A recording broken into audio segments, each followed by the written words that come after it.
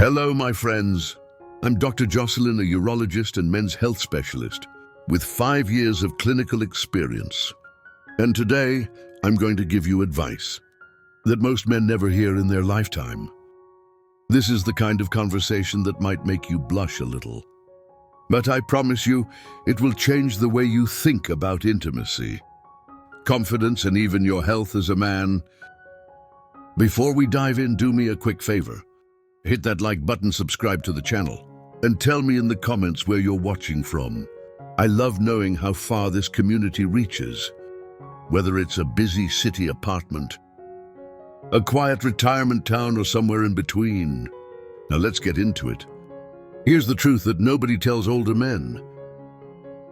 Intimacy does not retire, passion doesn't have an expiration date.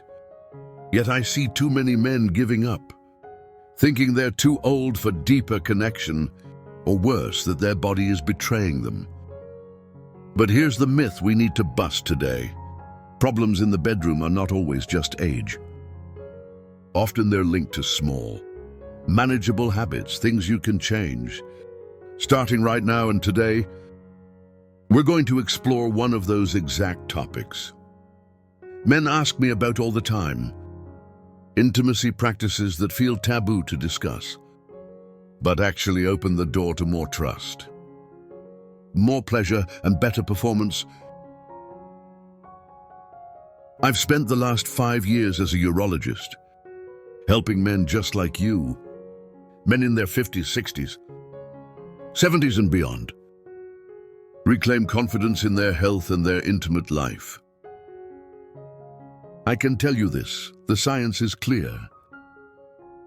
When men understand how the body really works, the biology, the emotions, and the day-to-day reality, they make better choices, they reconnect with their partners, and they rediscover a kind of freedom many thought they had lost forever. So today, I want to break it all down into clear, practical advice you can use. Let's walk through 5 key truths and mistakes men often make about intimacy, fluids, and connection, each one building on the last. Stay with me because number 1 will surprise you the most. Habit mistake, number 5, thinking vaginal fluids are dirty. Let's start here because this is the root of so much embarrassment. Vaginal fluids are not random moisture. They're a masterpiece of the human body. Biologically, they're produced by 3 main sources. The Bartholin's glands, which secrete silky fluid to reduce friction. The Skene's glands, sometimes called the female prostate, adding more lubrication during arousal. The cervix, which provides mucus that protects and balances the vaginal environment. These fluids are mostly water, plus amino acids, enzymes, minerals, and lactic acid, designed to protect delicate tissue, reduce infection risk, and make intimacy safe and pleasurable. Emotionally, when a man rejects or judges these fluids, it can create shame in a woman. Practically, it damages trust and makes intimacy feel unsafe. So here's the shift. Don't think of fluids as gross. Think of them as the body's natural signal that connection is possible and safe.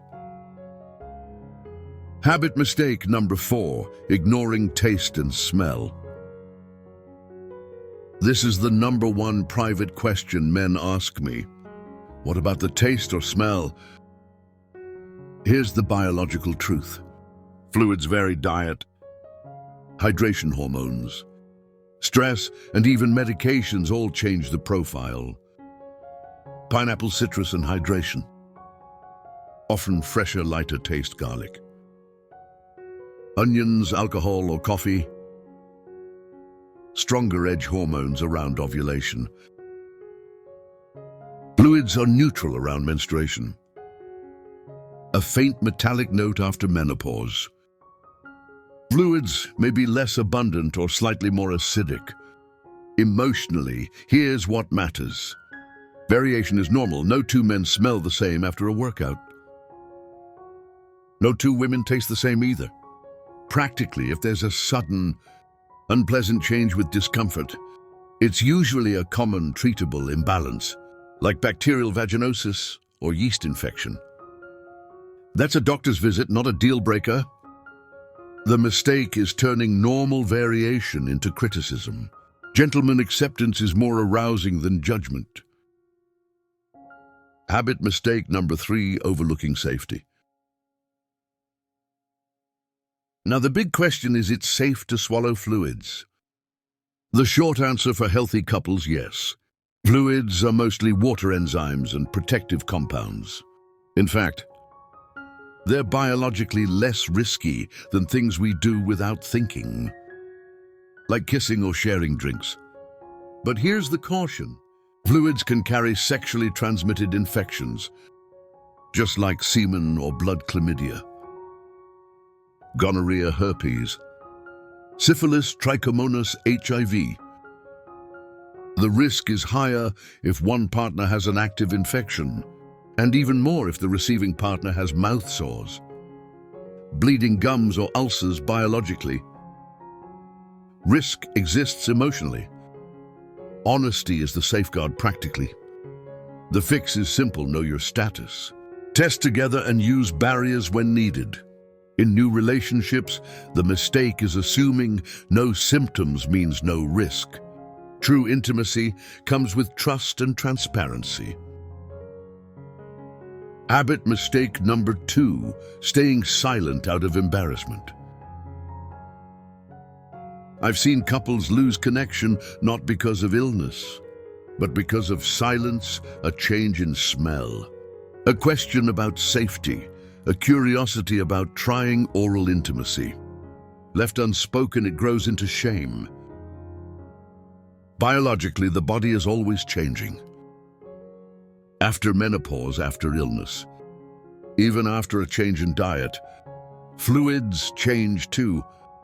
Emotionally, when couples hide concerns, the other partner feels rejection without explanation.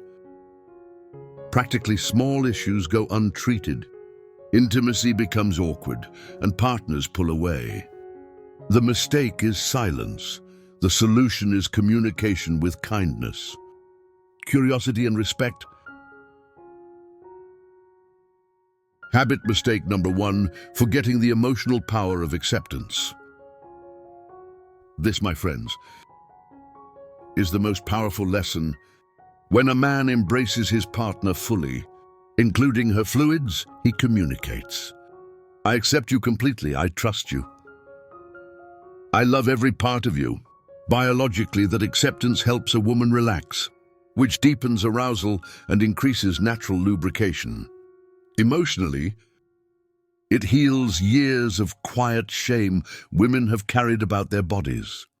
Practically, it makes intimacy joyful, playful, and fear-free. The biggest mistake men make is thinking intimacy is just mechanics. In reality, the strongest performance enhancer you'll ever discover is your partner feeling fully accepted. So what do you do with all this? Here's a simple 3-step action plan. Have the health conversation. Gently suggest testing together. It's not mistrust, it's partnership. Twice a year is a healthy standard. Pay attention. Don't judge if something smells different. Suggest a refreshing shower together. Encourage hydration or support her in checking with her doctor. Approach it as a team practice acceptance. Remind yourself her individuality is not a flaw. Her fluids are not dirty, they're a sign of health. Readiness and trust. I know some of you might still feel shy about this topic. That's okay, but let me reassure you. You are not alone. Every man in my clinic asks these same questions. Every couple worries about the same things.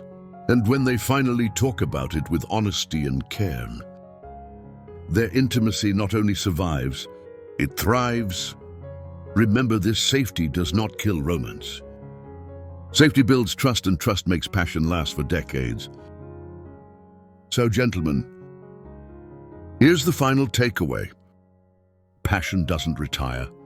Your 60s, 70s, even 80s can be your most connected, most confident years if you let go of shame. Embrace acceptance and care for your health together. Don't waste money on gimmicks or unsafe pills. Care for your body, talk openly with your partner, and embrace intimacy fully. If this video spoke to you, hit like, subscribe, and share it with another man who could use this reminder. And tell me in the comments, where are you watching from? And what do you want me to cover next? I'm Dr. Jocelyn, and remember, small changes can bring freedom, comfort and confidence back into your life. Passion does not expire, and neither should you.